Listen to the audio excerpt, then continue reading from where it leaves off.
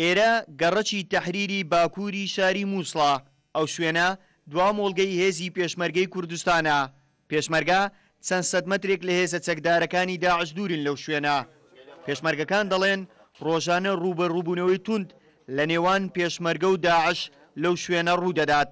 ئێمە بەرەو ڕووی داعشەکان لە بەرگری داینا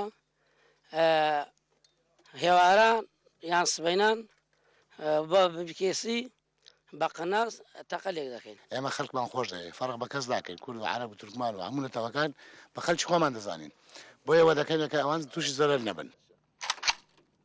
ئەو کاتێک کورسات نیوز سەردانی بەرەکانی جەنجی کرد لە مووسڵ چەکدارەکانی داعش لە جم و جۆڵدا بوون. هێزەکانی پێشمەرگەش سەرقاڵی ئامادەکاری بوون بۆ شەڕ وە خۆیان دەیانوت ئێواران هێزەکانی داعش هێرش دەکەن و ئەوان بەرپرچی توندیان دەدەنەوە.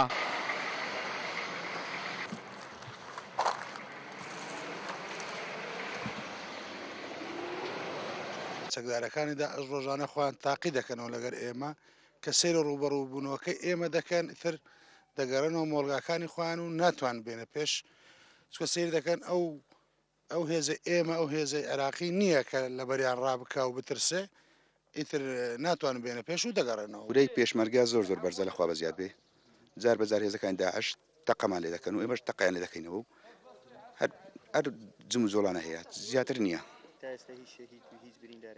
نەخێر لای ئێمە هیچ بریندار و کێشەمان نەبووە هیچ لەخوا بەزیاد بێ بەس لای ئەوان دوێنێ دوو برینداریان هەبوو. دوای دەست بە سەرداگرتنی شاری مووسڵ لەلایەن چەکدارانی داعش و چۆڵکردنی ئەو شوێنانە لەلایەن هێزەکانی سوپای عێراقی ئێستا بۆ پاراستنی هاوڵاتیانی ئەو ناوچانە و سنوورەکانی کوردستان هێزەکانی پێشمەرگە لەو سنوورانە جێگیر کراون. ئێرە دوا شوێنی هێزی پێشمەرگەی کوردستانە.